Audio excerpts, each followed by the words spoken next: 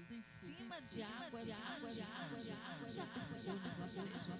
Um homem dando passos em cima de água. Mas o que a nossa fé verdadeira, que a gente precisa,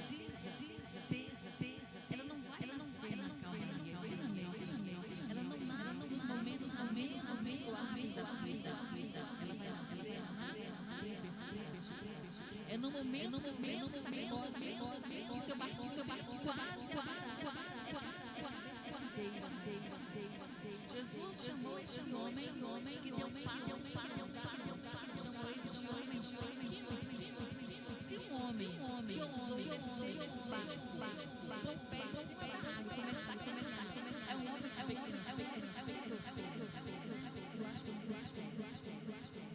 porque ele chamou Pedro de homem. Então nós vamos aprender que essa fé que Pedro teve, ela não nasce na calmaria. Talvez você já experimentou um tipo de fé poderosa no momento de condição. Sabe quando você está desesperador, você começa a orar,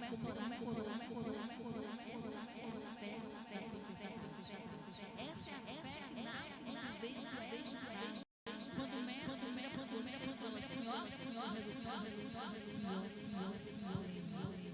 parece abre, parece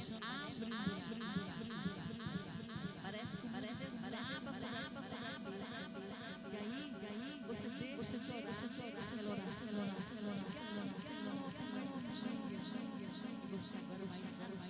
algo, essa é a fé.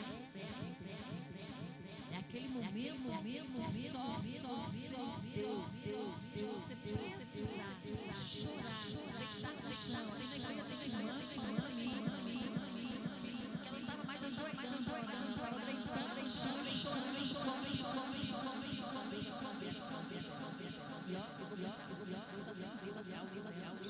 Deus ouviu. Então é um tipo de fé que você experimenta. É quando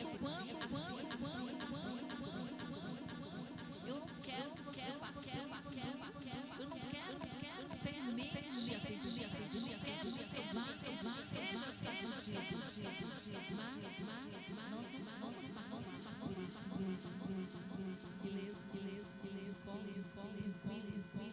Jesus não garantiu pra gente, Ele não garantiu pra gente que não haveria momentos que a gente viesse resistindo, mas Ele garantiu tudo. Eis que estarei convosco todos os dias, até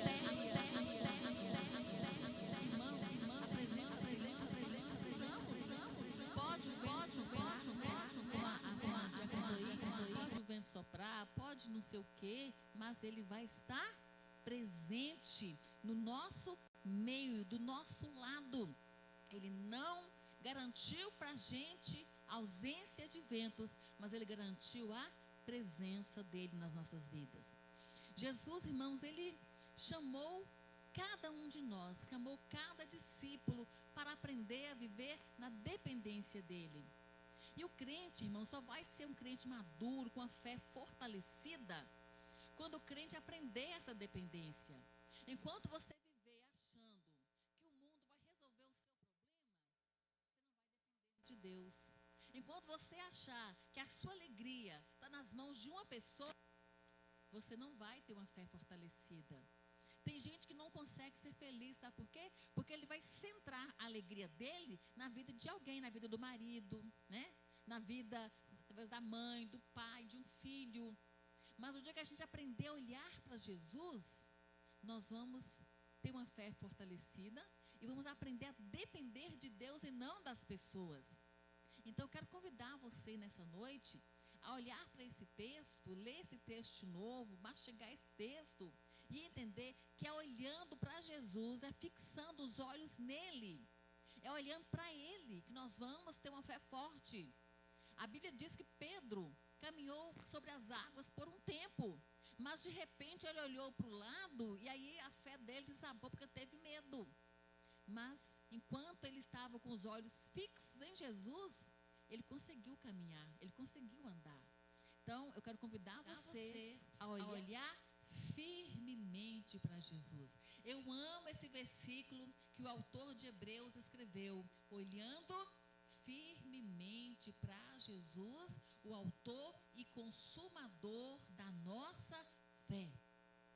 Esse texto nos ensina, irmão, que a gente precisa aprender a olhar para Ele. Então, primeira coisa que eu vou aprender com esse texto, Jesus nos conduz para o meio da provação. E a hora que você pensa assim, ai meu Deus, mas tem tanta coisa acontecendo na minha casa, na minha vida, isso é coisa do cão, não é? Mas preste atenção, Jesus nos conduz para o meio da provação. Foi Jesus que falou com os discípulos assim, entrem no barco, entra no lago e comece a remar. Foi ele que mandou. E ele sabia, Cacilda, que ia ter tempestade. Então não pense que tudo é coisa do cão, não, gente, viu? Porque às vezes a gente passa por uma prova, é Deus vendo o tamanho da nossa fé, se nós estamos realmente fortalecidos nele. Jesus queria ver o tamanho da fé dos discípulos. Ele queria ver até onde eles iriam. E eles conseguiram, né? Quase tiraram 10. Eles foram. Eles entraram mesmo sem entender. Por que Jesus não está indo conosco? Por que ele está ficando aqui no monte? Por que ele foi orar sozinho? Mas Jesus diz a palavra no verso 22 que ele compeliu os discípulos. Compelir é a mesma coisa que obrigar, viu, gente? Ele obrigou os discípulos a entrar no barco e ir sem ele. E ele ficou lá no monte orando. Diz que esse horário, sabe que hora que era, gente? Era ao cair da tarde. Devia ser assim umas 5h30, 6h, porque diz a palavra que ao cair da tarde, o barquinho já estava onde? Lá no meio do lago de Genezaré, que é o mesmo mar da Galileia. Então Jesus, ele compele os discípulos, ele obriga os discípulos. Jesus entende essa situação, sabe por quê? Porque ele também foi compelido pelo Espírito. A Bíblia diz, lá em Mateus 4, que Jesus, após o batismo dele, ele foi levado pelo Espírito para o deserto, não para ser provado, porque o diabo prova, a gente já tenta. Ele foi levado para ser tentado pelo diabo. E o interessante é que a gente pensa que o diabo estava ali rodeando, que foi ele que preparou o ambiente terrível para Jesus, mas não foi. Foi o Espírito Santo que levou Jesus até aquele lugar para ser tentado, para mostrar para Satanás a grandeza de Jesus, o poder de Jesus sobre a tentação, sobre o pecado, sobre todas as coisas que podem recair sobre o homem e que nós podemos vencer pela fé no nome de Jesus. Amém, gente? Nós podemos vencer, porque Jesus venceu e nós também podemos vencer com a ajuda dele. Então, ele obriga os discípulos a irem, entra no meio do mar, envia os discípulos para o meio da tempestade para serem provados. Jesus quer, irmãos, nos provar, nos conduzir para lugar de crescimento e amadurecimento. Se eu for um crente, uma crente que não passa por uma prova, irmãos, eu vou continuar a mesma pessoa fraca o tempo todo. Você já viu aquela plantinha que fica ali, naquele vasinho ali, com aquele tiquinho de terra, né, quietinha, que não experimenta o vento, ela não cresce, ela não floresce. Mas pega uma planta, pega aí um caroço de manga, coloca ele num lugar lá, enterra, não precisa nem molhar muito não. O bichinho aprende a lutar pela vida, ele finca a raiz, começa a crescer. Outro dia, eu quase joguei ali um caroço de abacate. Falei assim, eu vou plantar um pé de abacate, que a irmã Rosinha me deu um abacate muito gostoso, viu, gente? Eu falei, eu vou plantar esse negócio aqui, vou dar para minha amiga Leila, que tem uma fazenda, né? Aí, esqueci do abacate, nem importei. Quando é hoje, chamei Jacques para ver, o bichinho já está assim, irmãos, com uns 40 centímetros de altura. Eu tinha esquecido dele. Lá no meio do canteiro, perto das outras plantas, ele sozinho lá, fincou as raízes, está lá bonito, com as folhas verdes. Por quê? Porque a fé é fortalecida é crescendo, é lutando para vencer. Então eu comparo isso, que nós também, se ficar com a vida muito boa, tranquila, a gente não cresce, a gente não amadurece, a gente não ora, a gente nem vem à igreja. Jacques costuma falar isso, que a gente tem que ser sacudido de vez em quando para ter sede de Deus, para a gente buscar Deus mais. A gente só ora, irmãos, quando as coisas apertam. A gente só clama quando o trem está feio. O crente tem que aprender a ter relacionamento com Deus o tempo todo. E não esperar de vez em quando ser sacudido, não. Comece a clamar hoje, meu irmão. Comece a orar, ter vida no altar, buscar o Senhor, pôr o joelho no chão, ter um momento com Deus na sua casa. Irmãos, Deus está pronto para te ouvir. Está pronto para ouvir sua voz. Então, outra coisa que eu vou aprender é que nem sempre a tentação, ela vem porque a pessoa é desobediente. Ah, fulano está passando por isso, ó, desobediente. Mas os discípulos não desobedeceram. Eles obedeceram, Jesus compeliu que eles entrassem no barco, eles obedeceram e foram levados para aquela tempestade. Isso quer dizer que a obediência nos leva a uma vida de intimidade com Deus, para que a gente possa aprender a ser firme, a ser forte na fé em Cristo Jesus. Viu, gente? E a segunda coisa que eu aprendo é que Jesus vai chegar no momento mais difícil. Quem é esse que está vindo aí, né, Fernandinha? Parece que é Jesus, e é Ele mesmo, né? Então, muitas vezes nós oramos e achamos que Jesus não chega. Parece que Ele não aparece. Parece que tem um céu de bronze e a nossa oração não vai a lugar nenhum. Muitas vezes nós oramos achando que Jesus não vem. Mas parece, irmãos, que as coisas acontecem, como diz o pessoal que gosta de futebol aí, é no último minutinho do segundo tempo, não é? Parece que o trem está acabando, já está quase no apito final, e aparece aquele gol que salva tudo. O povo de Israel estava fugindo do Egito. Aí eles chegam diante do mar. De um lado tem as montanhas, do outro lado tem um deserto abrasador. E quando eles olham para trás, lá vem Faraó, pronto para levá-los de volta para o cativeiro, pronto para acabar com aquela alegria toda. Deus podia ter abrido o mar de imediato. Não, Ele abriu o quê? Foi na hora que Ele quis abrir, para mostrar que Ele é maior do que a força do inimigo, muito maior do que a força de Faraó que vinha atrás deles. Então, no último instante, Deus abriu o mar. Moisés, pega esse cajado seu e levanta esse cajado e diga ao povo que marche. E o povo ficou abismado de ver aquele mar se abrindo e passou. Quando o povo passou, Faraó tentou fazer a mesma coisa e deu mal, deu ruim para ele. Porque a libertação, o milagre era para o povo de Deus, não era para Faraó. Não era para ele e seus soldados, é para o povo de Israel. Então, nós vemos que Deus parece que demora em atender a nossa oração, mas Ele sempre chega, amém, gente? Ele sempre chega, louvado seja Deus. O texto vai dizer, lá no Evangelho de Marcos, no capítulo de número 4 de Marcos, se não me engano, gente, diz que Jesus, Ele está, no capítulo 6 de Marcos, perdoe. Jesus está lá no monte orando, e os discípulos estão lá no meio do lago na tempestade. Era ao cair da tarde. E diz a palavra, eu queria que vocês colocassem para mim esse versículo aí do Evangelho de Marcos, capítulo 6. Queria procurar aqui, mas vai demorar. Mas é o capítulo 6 de Marcos, vai mostrar para a gente que Jesus, Ele viu ao cair da tarde 48, Marcos 6, 48. Põe o 47 também. Ao cair da tarde, estava o barco no meio do mar e ele sozinho em terra. E vendo-os em dificuldade a remar, porque o vento lhes era contrário, por volta da 4ª vigília da noite e tal. Até aí tá bom. Então preste atenção, Jesus não estava com eles, mas ele viu que eles estavam o quê? Com dificuldades.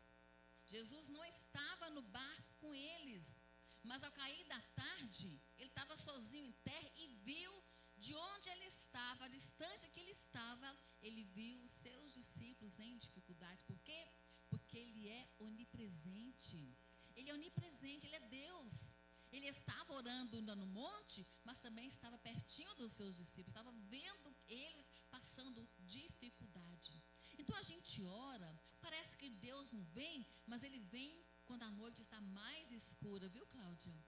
Quando o trem aperta, está mais difícil. Fala, meu Deus, cadê, Senhor? Cadê a saída? Cadê a porta? E aí você vê Deus, você vê Jesus vindo ao seu encontro para fazer somente aquilo que Ele pode fazer ao cair da tarde. Irmãos, você sabe quanto tempo demorou para Jesus chegar onde os discípulos estavam? Diz a palavra que ao cair da tarde, por volta de quê? Das 6 da tarde, né? 5h30, 6 horas, ele estava no monte e os discípulos lá no meio do mar. Mas que horas que ele foi encontrar com eles? Na quarta vigília da noite. A quarta vigília é o momento mais escuro da madrugada. A primeira vigília, ela começa às 6 da tarde e termina 9 da noite. 3 horas. A segunda vigília começa 9 da noite e termina meia-noite, mas 6 horas de demora, Cacilda. A terceira vigília começa meia-noite e termina 3 da manhã. Já deu quantas horas? 9 horas de demora. Meu Deus. E os discípulos remando, e o vento batendo forte, o barquinho sacudindo. E aí, na quarta vigília, que é das 3 da manhã, aí às 6 da manhã, vem Jesus ao encontro deles. Irmãos, ele podia ter vindo logo, não podia? 6 da tarde, ele viu que já estava fervendo aquele negócio, já estava difícil demais, mas ele deixou que eles passassem por um momento de tribulação, para eles aprenderem a clamar. Nunca você vai talvez receber o milagre na hora que você está querendo. Você fica pedindo, clamando, Senhor, eu quero agora, e agora. Não, o tempo seu não é o tempo de Deus, não. Deus trabalha como Ele quer, da forma como Ele quer, e a forma perfeita como Ele faz. Eu lembro a situação de Claudionô e Sandra. Eles clamaram tanto a Deus pela vida de Isaías. O milagre, Claudionô, podia ter acontecido lá em Aracaju. O milagre podia ter acontecido na sua casa antes da viagem. Mas Jesus sacudiu o barco dessa família. Sacudiu, a família cresceu, fortaleceu. E hoje testemunho para todo mundo saber aquilo que Deus fez por eles. Jesus chegou para eles na quarta vigília da noite. Mas ele chegou, ele não faltou. O tempo todo lá sustentando, protegendo. Mas o milagre para acabar com a tempestade chegou na quarta vigília da noite. Então, irmãos, tenha fé, não desespera, continua remando seu barco, amém, gente? Continua remando seu barco, não para, não desista. Eu vou parar, eu estou cansado, eu não aguento mais, eu não dou conta dessa situação, parece que Deus não me ouve, parece que nunca chega. Continue remando, viu? Não abandone o seu remo, continue remando, continue lutando, porque Jesus está vindo ao seu encontro, louvado seja Deus. Irmãos, aqueles homens estavam tão cansados, o Evangelho vai dizer que eles estavam fatigados de tanto remar, fatigados. Tem gente aqui que está fatigado já de tanto lutar contra uma situação, lutando, buscando, Senhor, até quando? Até quando, né, Vailson? Até quando, Senhor? Continua remando. Não abandona o barco, não, gente. É no barco que você vai conseguir a vitória. Louvado seja Deus. Então, queridos, a força humana dele estava quase acabando, né? Estava no limite. Deus ama esse limite. Deus ama esse limite, porque esse limite mostra que acabou o recurso humano. Acabou a sua força.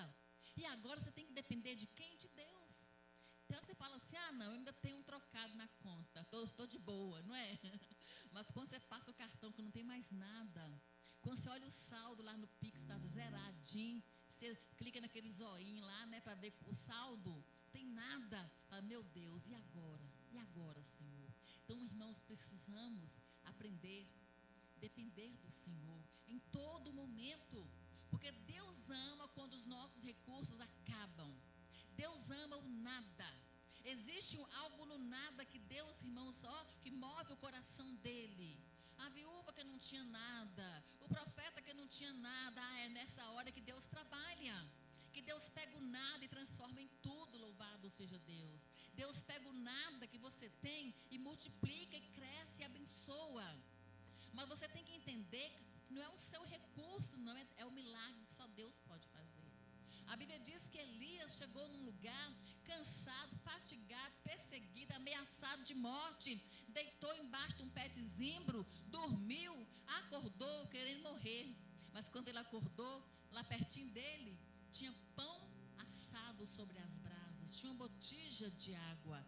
Quem colocou aquilo ali? Foi Deus, gente, Deus. Ele não tinha nada, mas Deus fez brotar o recurso para a vida dele. A nossa vida depende do Senhor. O nosso recurso vem das mãos dele. Quando o recurso do homem acaba, os de Deus começam a brotar na vida da gente. Para a gente entender que não é a minha força, a minha sabedoria, não é a minha conta bancária, mas é Deus que age na minha vida. Louvado seja Deus. A força dos discípulos já estava enfraquecida, humanamente falando. E é nesse momento que Jesus vem até eles, mostrando que ele não perdeu o controle da situação. Ele não perdeu o controle de nada. Enquanto eles lutavam com o barquinho remando, Jesus vem marchando sobre a tempestade. O profeta Naum, irmãos, vai dizer para nós que Deus tem o seu caminho na tormenta. Aquela situação mais terrível, que me causa mais pavor, é o caminho por onde Deus passa. É o caminho que Deus caminha soberanamente. É o meu problema. E eu fico olhando para o problema, achando que está um gigante. Meu Deus, né? Meu Deus, e agora, Senhor? E o nosso Deus está marchando sobre ele. É o caminho por onde Deus passa. Jesus vem ao encontro dos seus discípulos, caminhando por aquilo, em cima daquilo que era o pavor na vida deles. Era a estrada por onde ele estava passando. E nós vamos aprender, irmãos, que a fé vai nascer agora de um pedido. Vai nascer de um pedido. Quando eles veem Jesus vindo ao encontro deles, aquela escuridão, aquelas ondas agitadas, e está vindo um vulto andando. Meu Deus, que aquilo é um fantasma, né? Talvez eles fossem um pouco supersticiosos, mas Jesus vai acalmar o coração deles. A primeira palavra de Jesus não foi para a tempestade. A primeira palavra de Jesus foi para eles, porque o agitamento na mente deles, no coração deles, estava muito maior do que o vento lá fora. Então ele fala: sou eu, não tem mais. Calma, gente. Tem hora que é assim. Tem hora que eu fico tão desesperada com a situação, que a situação é desse tamanho assim, gente, ó. Eu transformo ela num gigante. O coração acelera, vai para o hospital, passando mal. Chega lá, faz eletro, não tem nada. Ansiedade, medo, é angústia. Não é assim, minha irmã? Não é assim, Marcelo? Tem uns pacientes que chegam, né? Desesperado. Estou morrendo. Faz os exames, não tem nada. É o medo e a ansiedade. É por isso que Jesus quer acalmar o seu coração. Ele quer acalmar a tempestade da sua alma hoje, para você ir embora cheio de paz. Amém, gente? Para você ir embora tranquilo. Sou eu, não tem mais. Aí Pedro, é a hora de Pedro, né? Ele fala assim: Senhor, se é o Senhor, então manda eu ir ter contigo sobre as águas. E Jesus diz assim: vem. Está lá no verso 28. Senhor, se é o Senhor mesmo, manda eu ir ter contigo sobre as águas. E aí Pedro, ele fala assim: vem, e começa a caminhar. E às vezes, irmão, nós queremos experimentar também uma fé, queremos fazer algo grande. Não, eu sou crente, eu também vou fazer uma coisa grande, eu também vou. Irmão, preste atenção, não faça nada que Deus não te mandou fazer, viu, gente? Não faça nada que Deus não te orientou para fazer. Por que Pedro usou descer do barco e caminhar? Porque Jesus falou: vem. Foi a palavra da boca de Jesus que fez com que ele saísse do barco e pisasse sobre as águas. É a palavra de Deus, irmãos. Mas se eu quiser fazer alguma coisa por conta própria, não, eu vou lá, eu tenho fé que vai dar certo. Não, gente, ore a Deus primeiro. Ore a Deus primeiro e peça uma resposta, peça um sinal dos céus, porque nosso Deus fala.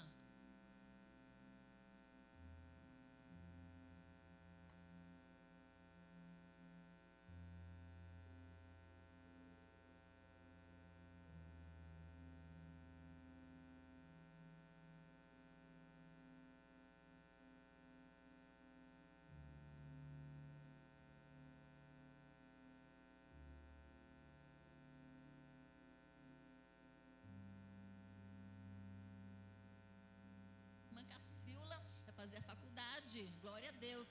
Mas ela orou a Deus, ela fez a prova e passou. E agora é universitária do serviço social, viu, gente? Então, o quê? A gente ora e Deus mostra as coisas pra gente, louvar o nome do Senhor. Então, não faça nada a seu bel prazer, para você falar que tem fé. Não, peça a orientação do Senhor. A fé de Pedro nasceu da palavra de Jesus, viu?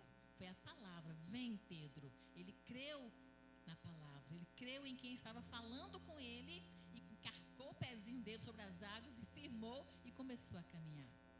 Aí no verso 29, vai dizer para a gente que enquanto Pedro estava olhando para Jesus, ele estava andando, estava bonito, né? Aqueles passos firmes sobre as águas, mas de repente ele vai começar a olhar para a tempestade. Ele tirou os olhos de Jesus. Verso 28 fala assim: respondendo-lhe Pedro, disse: és tu, Senhor, manda-me ter contigo sobre as águas? E ele disse: vem. E Pedro, descendo do barco, andou por sobre as águas e foi ter com Jesus. Verso 30, coloca para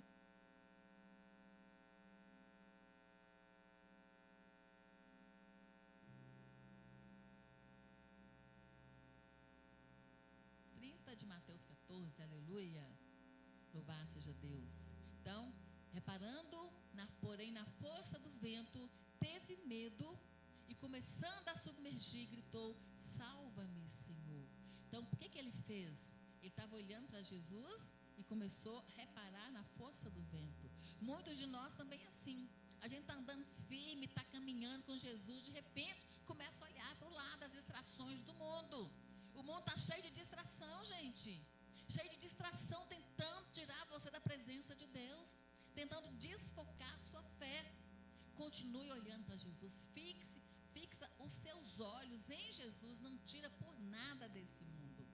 O crente precisa, irmãos, continuar olhando para Ele. Aí Pedro vai gritar assim: Senhor, salva-me. Irmãos, eu acho esse texto tão lindo. Não sei se você já reparou esse texto, gente. Quando Pedro fala: Senhor, salva-me, Jesus, primeiro, ele pega Pedro e puxa Pedro. Depois ele fala assim: homem de pequena fé, por que duvidaste? Ele podia ter deixado ele, Neide, engolir água primeiro, sabe? E depois disso, falar com ele: homem de pequena fé, por que você duvidou? E tasse ele. Não. Primeiro ele acudiu Pedro, primeiro ele socorreu e depois ele deu a reprimenda. Depois que ele foi falar uma palavra de reprimenda para ele. O socorro de Deus vem primeiro, irmãos. Isso é lindo demais. Nosso Deus é amoroso, nosso Deus é bondoso, é compassivo. Diante de uma situação dessa, se fosse comigo, primeiro eu deixava esse menino engolir água primeiro. Mas Jesus não deixou. Ele não deixou. Reparando na força do vento, começou a submergir.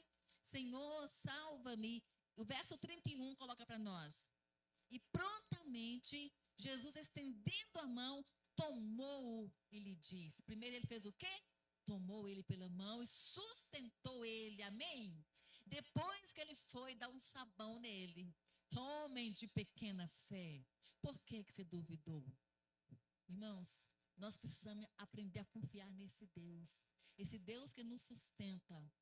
Outro dia ouvimos uma palavra aqui, foi até Daniel que trouxe essa palavra, falando que Deus, ele não esmaga a cana quebrada e nem apaga o pavio que fumega. Isso quer dizer o quê, minha irmã? Quer dizer que a pessoa já está sofrendo, está na pior, está a vida acabada. Deus não vai lá terminar de matar a pessoa, não. Ele dá livramento, dá escape. Esmaga a cana quebrada. Pedro já estava afundando na água. Jesus primeiro sustenta ele e depois fala com ele o que ele precisa ouvir. Você precisa ter mais fé, viu, Pedro? Você tem a fé muito pequena, não duvida. Então, queridos, como é que vai terminar essa história? Como é que termina essa história? Eu quero convidar você a fazer desse final da história o seu final de história.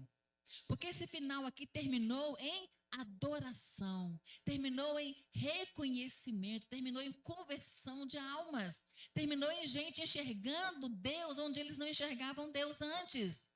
Então, quando Pedro e Jesus entram no barco, aí o vento cessou, Porque quando Jesus entra no barco, tudo acalma, viu, gente? Quando ele entra no barco, toma a direção, as coisas ficam no lugar, o vento acalma, o mar sossega. Quando ele toma conta da sua vida, da sua casa, as coisas mudam tudo, viu? Quando ele entra no seu barco, ele entra para trazer paz. Ele entra para mudar a sua história. Louvado seja Deus. Então, quando ele entra no barco, nós vamos ver outro milagre. O primeiro milagre foi Pedro andar sobre as águas. É um grande milagre. Um homem andando sobre as águas. O segundo milagre foi Jesus salvar a vida dele. É um milagre. E o terceiro milagre, irmãos, foi que os discípulos que estavam dentro do barco, eles têm os olhos agora abertos. Eles reconhecem quem é Jesus. Eles vão dizer assim no verso 33. E os que estavam no barco o adoraram, dizendo: verdadeiramente és filho de Deus. Porque eles andavam com Jesus, mas ainda não sabiam quem ele era. E a gente aprende quem é Jesus na caminhada, andando com ele, conhecendo ele no dia a dia. E os discípulos estavam ali se esforçando, mas não tinham tanta fé assim. Mas agora eles têm fé, agora eles sabem com quem que eles estão andando. Então eu quero convidar você a também ter um final de história com adoração ao Senhor, adorando ao Senhor, confessando que ele é o quê? Filho de Deus. Ele perguntou um dia assim para os discípulos: o que dizem as pessoas aí fora que quem sou eu? Ah, Senhor, alguns dizem que o Senhor é Elias, uns dizem que o Senhor é um dos profetas. Mas e vocês? Quem vocês dizem que sou eu, quem eu sou? E aí Pedro disse: Senhor, tu és o Cristo, tu és o Filho do Deus vivo. Como é que Pedro aprendeu isso? Como é que ele deu essa resposta? Foi andando com Jesus. Nós precisamos andar com ele. Precisamos deixar que ele entre em nosso barco. E esse barco é a nossa vida. Quando ele entra em nosso barco, entra em nossa vida, nós aprendemos sobre ele, aprendemos quem ele é. Nós reconhecemos o seu poder, a sua soberania, a sua ajuda. Muitas vezes nós queremos andar com ele de longe. Eu aqui, Jesus lá longe, não. A gente só é um crente de verdade, um cristão de verdade, quando ele assume o controle do barco. Quando ele toma nas mãos as rédeas da nossa vida. Eu convido você nessa noite de hoje a entregar as rédeas para Jesus, a entregar os remos do seu barco para Jesus, o leme do seu barquinho entrega para Jesus, as suas decisões, suas escolhas, seus medos, tudo entrega para Ele. Não fica só achando bonito. Não, tão bonito, esse povo canta bonito. Não, gente, esse povo aqui canta pela misericórdia de Deus. Nós estamos louvando um Deus grande e poderoso, um Deus maravilhoso. E enquanto nós não entregarmos a nossa vida para Ele, deixar Ele tomar conta, a nossa vida não será mudada, não será transformada. E vamos viver na tempestade o tempo todo, porque esse mundo é mau, é tenebroso. Esse mundo não tem nada de bom para oferecer para a gente. Enquanto estivermos nesse mundão, somos sacudidos, humilhados, maltratados. Mas quando nós estamos com Jesus, podemos até ser sacudidos, viu, Jaques? Mas nós estamos com Ele, na presença dEle. E Ele sustenta, Ele acalma, Ele garante a chegada do barquinho lá do outro lado. Amém? Louvado seja Deus. Nós precisamos disso, queridos. Os discípulos achavam que estavam sozinhos, mas Jesus estava com eles o tempo todo, mesmo quando ele estava lá no monte, ele já estava com eles no barco. Então, aprenda hoje a manter o foco da sua vida, o seu olhar em Jesus. Irmã, mas como é que eu mantenho o foco em Jesus? Como é que eu olho para Ele o tempo todo? Como é que é isso? Irmãos, fixar os olhos em Jesus é manter a sua vida na presença do Senhor. É manter a chama acesa o tempo todo. É oração, é leitura da palavra, é cultuando ao Senhor, é vindo à igreja, viu, gente? Isso é fixar os olhos em Jesus. Mas você vem na igreja de vez em quando, a cada 20 dias você vem na igreja. Você lê a Bíblia de vez em quando. Não, isso não é fixar os olhos em Jesus, não, viu? Comece a ter hoje uma vida de devoção, uma vida no altar, uma vida que busca ao Senhor. Viu? Porque a travessia dos discípulos, irmãos, ela terminou em adoração, porque eles creram e reconheceram quem ele era. E a sua travessia também pode terminar em adoração. quando você reconhecer quem é Jesus para você, amém? Curve a sua cabeça, nós vamos orar ao Senhor nesse instante, louvado seja Deus. Senhor, nosso Deus e nosso Pai, Senhor, eu creio que o Senhor é Jesus Cristo, Filho do Deus vivo, e o Senhor nos revelou isso na caminhada. Enquanto nós andamos com o Senhor se manifesta gloriosamente em nossas vidas. Mas às vezes tem alguma pessoa que ainda não entendeu, que não sabe, que não entende, que ainda não teve os olhos abertos, que possa reconhecer ainda hoje quem é o Senhor. Quem é o Senhor? Que o Senhor é o Deus Todo-Poderoso, Criador dos céus e da terra. Jesus, o Senhor não teve princípio e não tem fim. O Senhor não foi criado, o Senhor é Criador. E nós precisamos aprender isso para ter uma vida nova, transformada. Que o Senhor abra os nossos olhos, olhos espirituais, ouvidos espirituais, para que tenhamos um coração convertido a Ti, que é o Deus vivo, Deus único e verdadeiro. Nós te agradecemos, Pai. No nome de Jesus, e te pedimos que o Senhor venha tomar conta da nossa vida, tomar conta do nosso barco, da nossa casa, Senhor. Em nome de Jesus. Amém. Vamos aplaudir o Senhor, igreja? Amém. Louvado seja Deus. Aleluia. Louvado seja o nome do Senhor.